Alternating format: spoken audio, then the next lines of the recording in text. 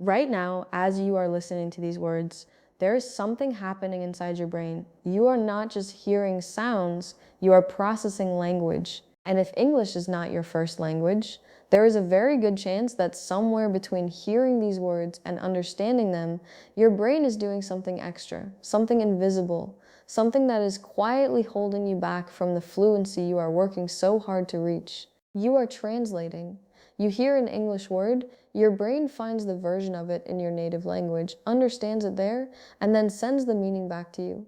It happens so fast you barely notice it, but it is happening, and every single time it happens, there is a tiny delay, a tiny gap, a tiny hesitation, and those tiny gaps, multiplied over an entire conversation, are what make you feel slow, unsure, and stuck.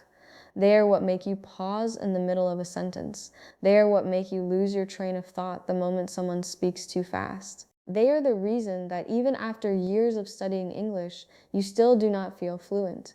But here is what nobody tells you. The problem is not your vocabulary. It is not your grammar. It is not even your accent.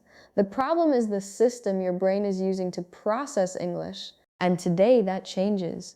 Because in the next chapters, you are not going to learn more English. You are going to rewire the way your brain handles the English you already know. You are going to stop translating and you are going to start thinking. Let us begin. Chapter 1. Why your brain translates and why it is not your fault. Before you can fix something, you need to understand why it is happening in the first place.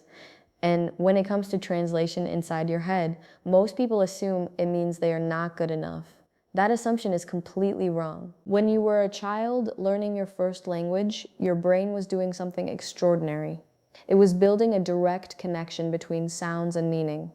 When your mother said the word for hot and you touched something hot, your brain linked that sound directly to the feeling, not to a definition, not to an explanation, to the raw experience itself.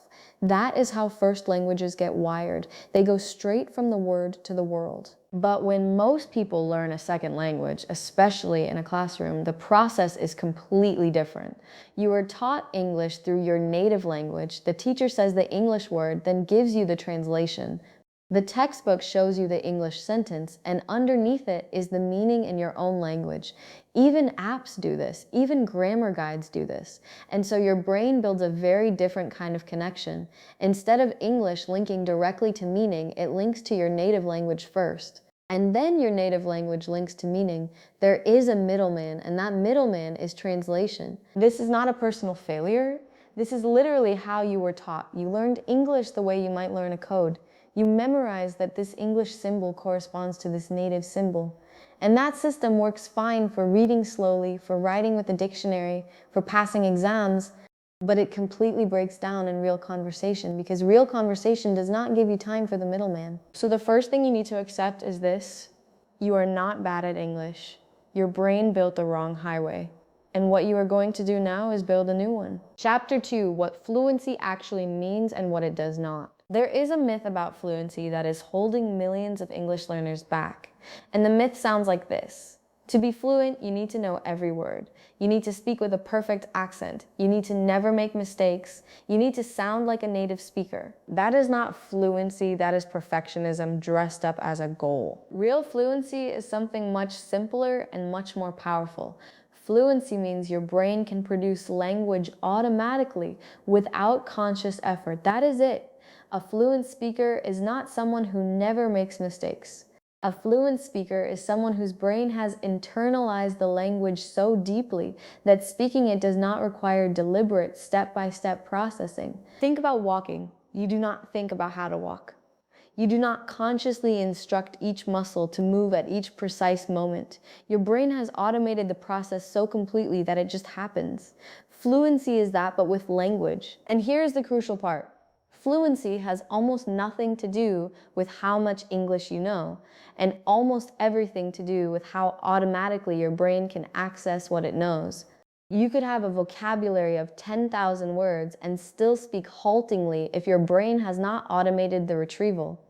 And you could have a vocabulary of 2,000 words and speak with remarkable ease if your brain has fully automated the process. This is why some people with limited vocabulary sound surprisingly confident in English, while others with impressive knowledge of grammar and vocabulary still stumble and hesitate. The difference is not knowledge. The difference is automation. So stop chasing more knowledge for a moment. Start chasing automation. Start training your brain to access what it already knows without translation, without deliberate thought, without the middleman. That is what the rest of the script is going to teach you how to do. Chapter 3, the immersion principle and how to use it without moving to an English-speaking country. You have probably heard that immersion is the fastest way to learn a language. And you have probably also thought that immersion is something that happens when you move to another country, surrounded by native speakers, forced to use the language every single day. That is one kind of immersion, but it is not the only kind. And frankly, the physical location is not even the most important part of what makes immersion work. What makes immersion powerful is this: it forces your brain to process the language directly without a safety net. When you are surrounded by English and English only, your brain cannot fall back on translation. There is no native language version of the conversation happening around you. There is no subtitle. There is no translation floating in your mind because there is no time for it. The brain, under those conditions, has no choice but to adapt. It starts building direct connections. It starts linking English sounds and words directly to meaning, directly to the world, the same way it did with your first language when you were a child. So the question is not, how do I move to an English-speaking country? The question is, how do I recreate that pressure, that directness, that absence of translation, right where I am? And the answer is by designing your environment. Change the language on your phone to English, not the app you use to study. Your actual phone, the one you use all day. Change the language on your laptop. Set your social media feeds to English content. When you cook, put on an English podcast in the background, not to study it consciously, but to keep your brain in contact with the rhythm and sound of the language. When you have a free moment, instead of reaching for content in your native language, reach for English. This is not about studying more. This is about reducing the amount of time your brain spends outside of English. Every hour your brain spends in English is an hour it spends building those direct connections. Every hour it spends away from English is an hour those connections do not get reinforced. You do not need to move. You need to make English the default language of your daily life. And you can start doing that today. Chapter 4, thinking in English all day without studying for a single extra hour. Here is something almost no language teacher will tell you. The most powerful English practice you can do today does not require a textbook, an app, a teacher, or even another person. It requires only your own mind, and you have access to it every waking hour of your life. It is called inner speech practice, and it is exactly what it sounds like. Your brain narrates your life constantly. As you go through your day, there is a stream of internal commentary running through your mind. You think about what you are going to eat. You replay a conversation you had earlier. You plan what you need to do tomorrow. You react to things that happen around you. All of that narration is happening in your native language right now, and it does not have to be. Start narrating your life in English. When you wake up in the morning and you think, I am tired, I do not want to get up yet, think that in English. When you look out the window and notice the weather, notice it in English. When you are walking somewhere and you pass a shop, describe it to yourself in English. When something makes you laugh, have the thought in English. This is not translation. You are not starting with your native language and then converting it. You are starting with the experience and reaching directly for the English version. That is the practice. That is the rewiring. At first, it will feel unnatural. You will not have the words for everything. You will find yourself reaching for your native language because the English version does not come fast enough. That is fine. That is expected. The gaps and the reaching are the training. Your brain is being asked to do something new, and every time it struggles and finds the English anyway, it is building a new pathway. Do this for 30 days and you will notice something remarkable. The English thoughts will start coming before the native language thoughts. The translation will begin to disappear, and it will happen not because you studied harder, but because you practiced the right thing. Chapter 5, why vocabulary drills are killing your fluency and what to do instead. Let us talk about something uncomfortable.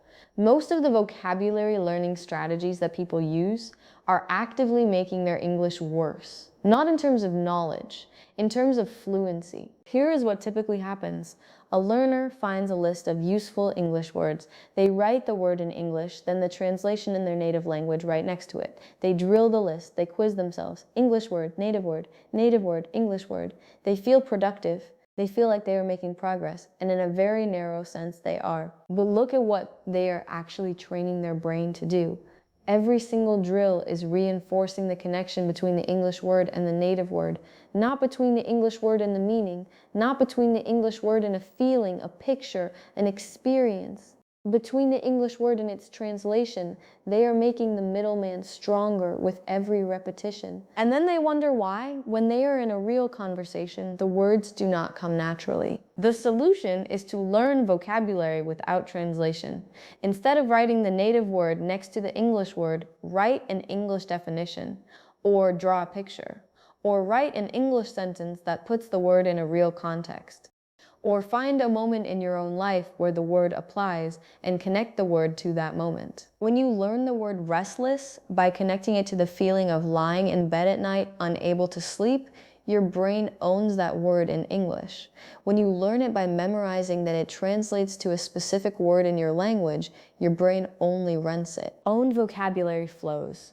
Rented vocabulary freezes. Start learning words in English, from English, through English.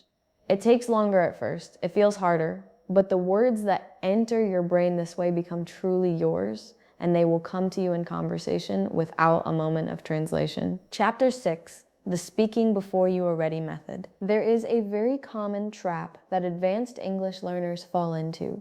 They wait. They wait until their grammar is good enough, until their vocabulary is wide enough, until their pronunciation is clear enough, until they feel ready. And the waiting goes on for years because ready never fully arrives. Here is the truth that every linguist and every truly fluent speaker already knows. You do not get ready to speak and then speak. You speak, and that is what gets you ready. Language is a physical skill as much as it is a mental one. Your mouth, your tongue, your throat, your breathing, all of them need to practice producing English sounds and English rhythms and English sentence shapes. And they can only practice by actually speaking. Reading about speaking does not work. Listening helps, but it is not enough. The production itself, the act of forming the words in your mouth and sending them out into the world, that is what builds the final connection between thinking and speaking. When you speak before you are ready, several powerful things happen simultaneously. Your brain learns to retrieve language under pressure. Your mouth learns the physical patterns of English. Your confidence builds through evidence rather than through reassurance. And most importantly, you discover what you actually do and do not know, which is the most efficient guide to what you should be practicing next. So here is the practice. Every day, speak English out loud for at least 5 minutes, alone, no audience, no judgment, just you and the language. Talk about your day, describe what you see around you.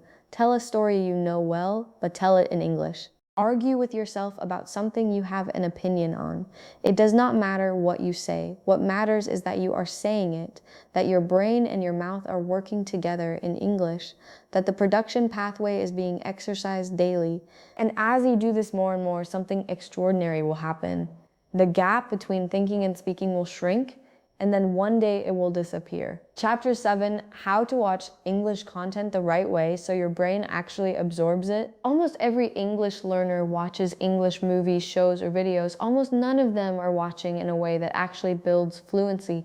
And the difference in how you watch is the difference between entertainment and transformation. Here is how most people watch English content. They put on a show, they turn on subtitles in their native language. They watch passively, enjoying the story, reading the subtitles when they miss something. They finish the episode. They feel like they practiced English. They did not. When you are reading native language subtitles, your brain is not processing English. It is processing your native language. The English audio becomes background noise. You might as well be watching the show dubbed in your own language. The experience is comfortable, but it is doing almost nothing for your fluency. Here is the right way to use English content for fluency building. First, watch without any subtitles at all. Force your brain to work. Force it to catch what it can, guess what it cannot, use context and tone and expression to fill in the gaps. You will not understand everything, and that is fine. The effort your brain is making in that struggle is where the growth happens. Second, when you watch something and you hear a phrase or a sentence that sounds natural and useful, pause. Repeat it out loud exactly as the speaker said it. Match their rhythm, match their tone. Say it several times until it feels comfortable in your mouth. You are not memorizing it intellectually. You are physically practicing it. Third, watch content that you are genuinely interested in, not content that you think you should watch for educational reasons. Your brain absorbs language far more efficiently when it is emotionally engaged. When you care about the story, when you are curious about what happens next, your brain is in a state of heightened attention and language goes in deeper and stays longer. Use English content as a fluency tool, not as a reward. Watch it right, and it will quietly reprogram how your brain handles the language. Chapter 8, the emotional connection that makes English stick forever. There is a dimension of language learning that is almost never discussed in classrooms or textbooks, and yet it may be the single most powerful factor in how deeply a language gets embedded in your brain. That dimension is emotion. Think about the words and phrases in your native language that you know most deeply, the ones that you could never forget, the ones that come to you instantly in any situation. Almost all of them are tied to strong memories, to moments that mattered, to experiences that carried weight, joy, fear, love, excitement, loss. Your brain remembers language that came with feeling, because your brain is not a filing cabinet, it is an emotional organ. Now think about how most English vocabulary is learned.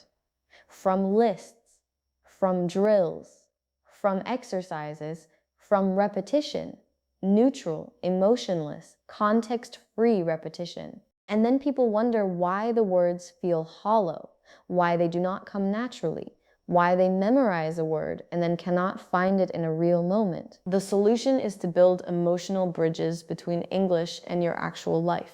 Find English content that moves you, a speech that inspires you, a story that makes you feel something, a song whose words carry weight. Let yourself feel those things in English. Let English be the language of real emotion, not just academic exercise. Write in English about things that genuinely matter to you, not practice sentences. Real thoughts, real feelings, real experiences. Your first love, a moment you are proud of, something that frightened you, something you are hoping for. When English carries your real life, your brain stops treating it as a foreign subject and starts treating it as a part of you. Talk to yourself in English about things you care about. Argue in English. Dream in English. Let the language live in the emotional center of your brain, not just the analytical one. Because the analytical center forgets. The emotional center never does. Chapter 9, how to handle mistakes so they make you stronger instead of smaller. Every fluent English speaker you have ever admired made thousands of mistakes on the way to sounding the way they sound today. Not some mistakes, thousands. And the relationship they had with those mistakes is one of the most important things that made them fluent. Most learners have a deeply damaging relationship with mistakes. They treat every error as evidence of failure. They feel embarrassed. They replay the mistake. They become cautious. They start to speak less, say simpler things, avoid situations where they might get something wrong. And in doing all of that, they dramatically slow their own progress, because mistakes are not the opposite of learning. Mistakes are learning. Your brain does not get better at English by doing things correctly. It gets better by doing things incorrectly, noticing the gap between what it produced and what it intended, and then adjusting. That gap, that friction, that moment of noticing you got something wrong, that is the moment of real acquisition. That is when the new pattern gets written into your brain. When you make a mistake in conversation and someone corrects you, that correction is a gift, not an insult, not a verdict on your intelligence, a gift. Your brain just received precise information about what needs adjusting, delivered in a real context at a moment when your attention was fully engaged. That is the ideal learning condition. The reframe you need to make is this: the goal of speaking English is not to be correct. The goal is to communicate. And communication tolerates mistakes beautifully. Native speakers make mistakes constantly. They mispronounce things, they lose their train of thought, they say something slightly awkward and rephrase it. Nobody stops talking, nobody leaves the room, the conversation continues. Give yourself permission to be imperfect in English. Not as an excuse for laziness, but as a strategy for growth. The more you speak imperfectly, the faster you will speak fluently. The two things are not in conflict, they are in sequence. Chapter 10, the final shift. The day you stop learning English and start living in it. Everything in the script has been pointing toward one moment, and that moment is not a destination you arrive at after years of study. It is a decision you make, a shift in how you relate to the language, a change in what English means to you. Right now, most English learners relate to the language as something external, something they are acquiring, something they carry around and use when necessary, like a tool they pick up and put down. English is the subject, they are the learner. And as long as that relationship holds, there will always be a gap between them and the language. The shift happens when English stops being something you use and becomes something you are, when you stop studying it and start living in it. When a beautiful English phrase does not feel like a foreign thing you have borrowed, but like a part of how you think. When you have a feeling and the English word for it arrives before you even look for it. This shift is not about perfection. You will still make mistakes after this shift. You will still learn new words. You will still encounter sentences you do not fully understand. But your relationship to all of that will be different. The mistakes will feel like refinements, not failures. The new words will feel like additions to something already yours, not things you are studying. The confusion will feel like curiosity, not inadequacy. How do you get there? You get there by doing everything in this script consistently, over time, without waiting until you feel ready. You think in English. You speak before you feel prepared. You immerse your environment. You learn with emotion. You make mistakes and you keep going. And slowly, so slowly you might not notice it happening, the translation stops, the gap closes. The middleman disappears. And one day you will be in the middle of a thought or a sentence or a conversation, and you will realize that you are not translating, you are not searching, you are not hesitating, you are just speaking, you are just thinking in English. That day is not as far away as you think, and it starts with the decision you make right now.